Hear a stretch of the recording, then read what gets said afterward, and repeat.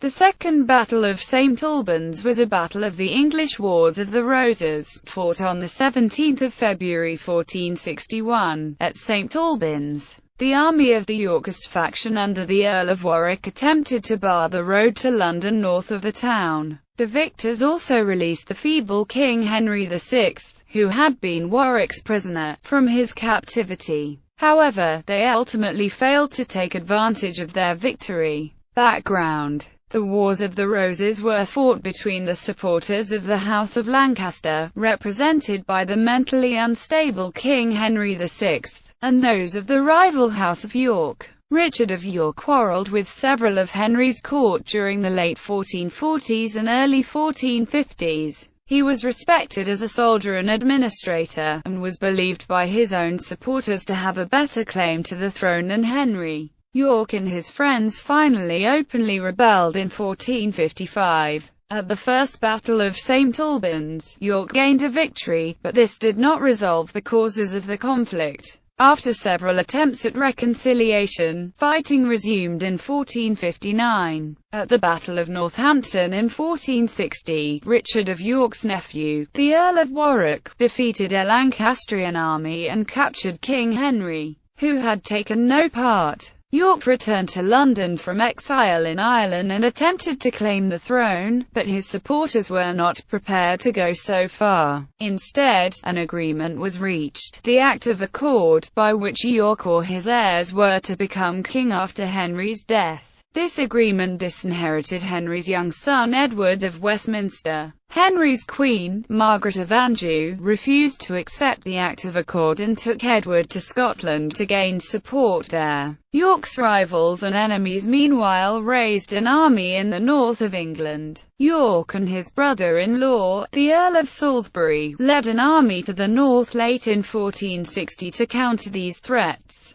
but they drastically underestimated the Lancastrian forces. At the Battle of Wakefield, the Yorkist army was destroyed and York, Salisbury and York's second son, Edmund, Earl of Rutland, were killed in the fighting or were executed after the battle. Campaign. The victorious Lancastrian army began advancing south towards London. It was led by comparatively young nobles such as the Duke of Somerset, the Earl of Northumberland and Lord Clifford, whose fathers had been killed by York and Warwick at the First Battle of St. Albans. The army contained a substantial contingent from the West Country, but many of its men were from the Scottish borders or Scotland, who subsisted largely on plunder in their march south. The death of Richard of York left his 18-year-old son Edward, Earl of March, as the Yorkist claimant for the throne. He led one Yorkist army in the Welsh marches, while Warwick led another in London and the southeast.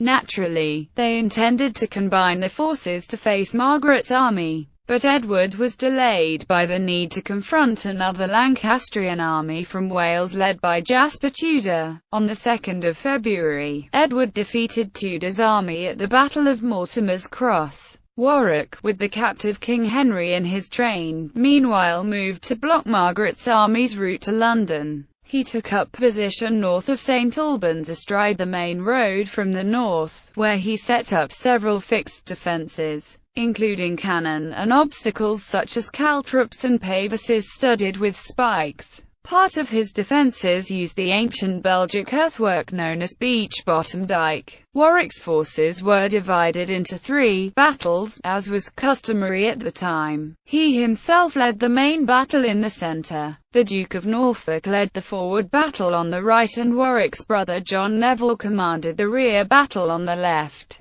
Although strong, Warwick's lines faced north only. Margaret knew of Warwick's dispositions, probably through Sir Henry Lovelace, the steward of Warwick's own household. Lovelace had been captured by the Lancastrians at Wakefield but had been spared from execution and released, and he believed he had been offered the vacant earldom of Kent as reward for betraying Warwick. Late on the 16th of February, Margaret's army swerved sharply west and captured the town of Dunstable. About 200 local people under the town butcher tried to resist them, but were easily dispersed. Warwick's scourers failed to detect this move. Battle. From Dunstable, Margaret's forces moved southeast at night, towards St Albans. The leading Lancastrian forces attacked the town shortly after dawn. Storming up the hill past the abbey, they were confronted by Yorkist archers in the town centre who shot at them from the house windows.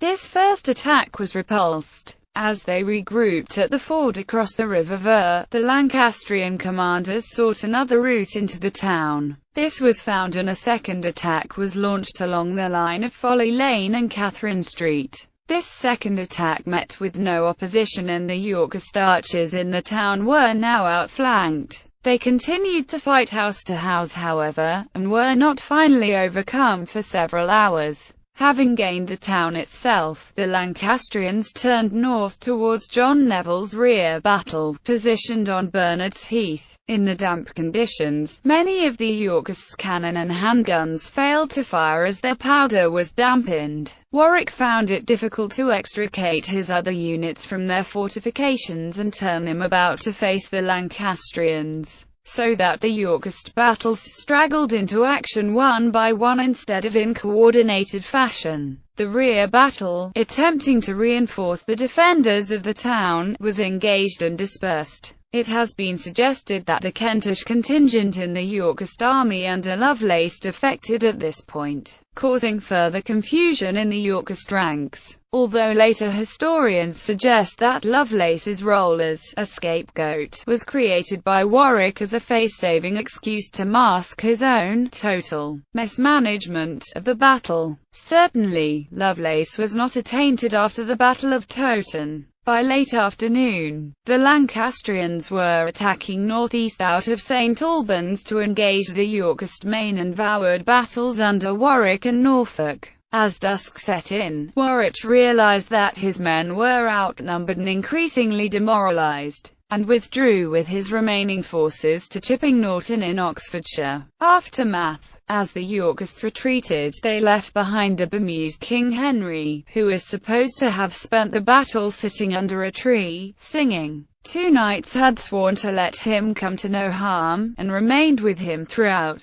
The next morning Margaret asked her son, the 7-year-old Edward of Westminster, how, not whether, the 2 knights were to die. Edward, thus prompted, sent him to be beheaded. John Neville had been captured but was spared execution, as the Duke of Somerset feared that his own younger brother who was in Yorkist hands might be executed in reprisal. Henry knighted the young Prince Edward, who in turn knighted 30 Lancastrian leaders. One was Andrew Trollope, an experienced captain who had deserted the Yorkists at the Battle of Ludford Bridge in 1459 and who was reckoned by many to have planned the Lancastrian victories at Wakefield and St Albans. At St Albans, he had injured his foot stepping on one of Warwick's caltrops, but he nevertheless claimed to have killed 15 Yorkists. Although Margaret and her army could now march unopposed on to London, they did not do so. The Lancastrian army's reputation for pillage caused the Londoners to bar the gates. This in turn caused Margaret to hesitate, as did the news of Edward of March's victory at Mortimer's Cross. The Lancastrians fell back through Dunstable, losing many Scots and borderers who deserted and returned home with the plunder they had already gathered.